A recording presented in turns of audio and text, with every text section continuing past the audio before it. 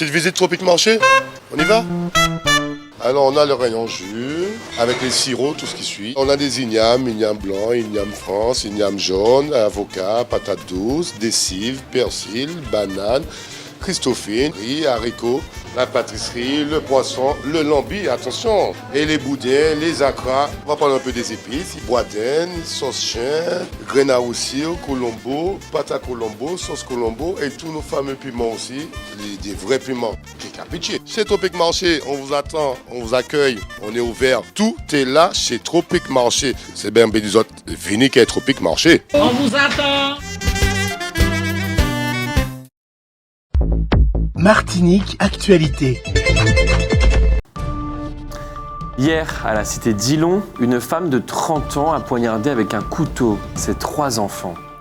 L'Assemblée de Martinique, réunie en séance plénière, s'est prononcée en faveur de la mise en place de bus pour accompagner les habitants et, en particulier, les personnes vulnérables.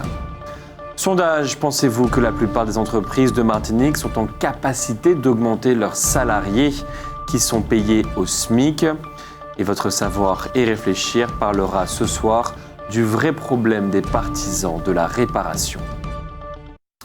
La population, le froid, le chaud, le stress, le tabac, voilà autant de facteurs qui abîment et ternissent vos cheveux. Pour les traiter, imbibez vos cheveux d'huile d'olive et massez le cuir chevelu de la racine aux pointes. Enroulez-les dans une serviette chaude durant 1 heure. Rincez-les ensuite à l'eau claire.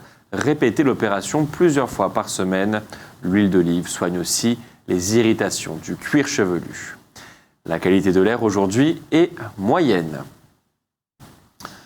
On l'a dit hier à la cité d'Ilon, une femme de 30 ans a poignardé avec un couteau ses 3 enfants, les blessant grièvement. Les enfants sont 2 jumelles âgées de 2 ans et un bébé de quelques semaines. Elle a également poignardé, mais moins grièvement, 2 de ses voisins d'origine haïtienne, une maman âgée d'une 60aine d'années et sa fille âgée d'une 40aine d'années qui, alertées par les cris, ont tenté d'intervenir. La femme s'est ensuite blessée au cou avec le couteau. On apprend qu'elle avait déjà été condamnée pour avoir agressé son conjoint. Était-elle sérieusement suivie sur le plan psychiatrique? Telle est sans doute la question qu'il convient de se poser. La grève des bus continue dans le centre de la Martinique, affectant notamment le TCSP en plus d'une 20aine de lignes. Curieusement, une des revendications majeures des grévistes, c'est l'insuffisance de bus. On ne comprend pas pourquoi ils ne travaillent pas avec les bus qui sont à leur disposition, laissant à leur patron le soin de régler le problème du manque de bus. L'Assemblée de Martinique, réunie en séance plénière ce mardi 29 novembre 2022, s'est prononcée en faveur de la mise en place de 2 bus pour accompagner les habitants et en particulier les personnes vulnérables.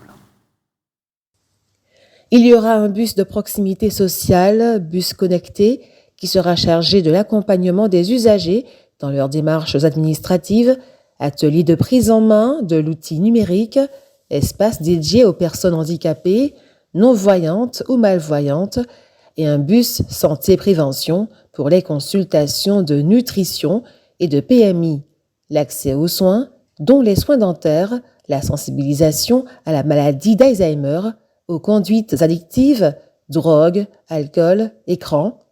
Ce bus s'occupera également de l'éducation familiale ou sexuelle, etc. Ce dispositif itinérant s'inscrit dans une démarche globale de territorialisation de l'action publique locale, dont l'objectif est de rapprocher les services publics des citoyens. La 7e entend renforcer cette approche de proximité afin de toujours mieux répondre aux besoins urgents de la population. La présidente de l'AFCA affirme s'attendre à ce qu'une fois de plus, la justice prononce un non-lieu dans l'affaire du crash Macaraïbo. On rappelle que le tribunal a refusé d'entendre un expert mandaté par l'AFCA et qui affirme être en mesure de démontrer que c'est à la fois la surcharge de l'avion et la répartition de cette surcharge qui explique le crash du 16 août 2005. Les avocats de l'AFCA ont annoncé que dans le cas où l'arrêt de la Cour d'appel ne leur serait pas favorable, ils iraient en cassation et éventuellement devant la Cour européenne. Une association qui s'appelle 60 000 rebonds s'est donné comme objectif d'aider les chefs d'entreprise qui ont dû mettre leur entreprise en liquidation. Une première réunion avec certains d'entre eux a eu lieu hier, mardi. Un conseil interministériel des Outre-mer va se tenir au printemps. Est-ce que des décisions sur le plan institutionnel vont être prises d'ici là? On peut en douter. Ce qui est certain, c'est que les conclusions du Congrès des élus de Martinique seront à ce moment-là connues. Dans le cadre de l'Oudinot, des prix annoncés par le ministre chargé des Outre-mer et destinés à lutter contre l'inflation des prix des produits de grande consommation. Des négociations ont été menées en Martinique avec l'ensemble des acteurs de la chaîne d'approvisionnement. Distributeurs, transitaires, autorités portuaires, compagnies maritimes, industriels et producteurs locaux. Ces échanges ont amené à la signature d'une charte d'engagement le vendredi 18 novembre. Les signataires, notamment la grande distribution, s'engagent à répercuter l'ensemble des efforts de réduction de prix, actuels ou à venir, dans les prix d'une liste de produits de 134 produits de grande consommation. Cet engagement permet d'ores et déjà une baisse moyenne des prix par produit de 5,28% sur les 101 produits du bouclier qualité-prix à 306 € et les 134 produits du bouclier qualité-prix renforcé à 390 €. À ce bouclier qualité-prix renforcé ont été ajoutés 43 nouveaux produits parmi les plus consommés en Martinique. Tous les distributeurs ont consenti un effort, les supermarchés comme les supérettes. On observera tout de même que la hausse des prix a été de 8,9% sur les produits alimentaires au cours des 14 derniers mois. Le bouclier qualité-prix a donc pleinement joué son rôle.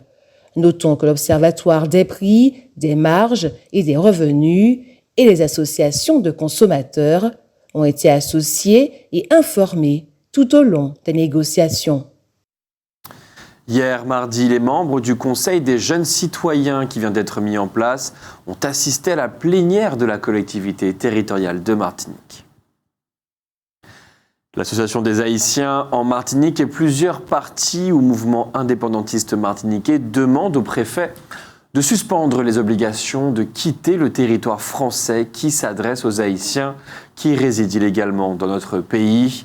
En Haïti même, le responsable de l'Académie nationale de police qui forme les cadres de la police a été tué vendredi après-midi à Port-au-Prince. En assemblée plénière hier, la collectivité territoriale de Martinique a décidé de venir en aide à 1600 familles martiniquaises à hauteur de 250 € pour payer leur billet d'avion à destination de la France. Parmi elles, 1000 étudiants, 500 aidants de personnes malades et 150 personnes devant se rendre en France pour des raisons de santé. Le problème qui est posé là est évidemment celui de la continuité territoriale. On s'en souvient, le maire de la ville du Lamentin avait lancé le projet Seconde Vie pour le matériel informatique, opération de réhabilitation, de reconditionnement et de remise en état du matériel informatique de la ville du Lamentin. Ce matériel est ensuite mis à la disposition des Lamentinois les plus nécessiteux. Ce projet a été doublement primé en recevant un territoriat d'or et le prix coup de cœur de la 5e édition du Grand Prix des maires. Ce projet a tout d'abord reçu le 15 novembre dernier un territoriat or dans la catégorie lien social.